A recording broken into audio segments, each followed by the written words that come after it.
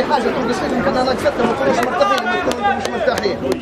ولما يقرب الدوري ونشوفوا فيها الهزيجه هي راهو مش تحفيز ليكم، بالعكس راهو افراح بالبطوله. ان عارفين عندنا رجال في الملعب، والله عندنا رجال في الملعب وحتجيبوها لنا باذن الله. هي بدايه الافراح، هذه البدايه مش النهايه. 10 سنين واكثر من 10 سنين عشناها معاكم في امجاد وفرح وعز، واللي ما عاشاش الفريق الاول اكيد عاش في الفئات السنيه، لان اكيد كان يشجع في اتحاد وواحد منا. باذن الله باذن الله حتجيبوها البطوله هذه زي ما سكتوهم قبل. ليبيا كلها، ليبيا معروفه تو نادي اتحاد، وقبل قالوا نجوم عالميين، وتو تاكد ان شاء الله بعد 17 فبراير بعد التو بنعرف نادي اتحاد اول لقب ان شاء الله بيكون هنا باذن الله.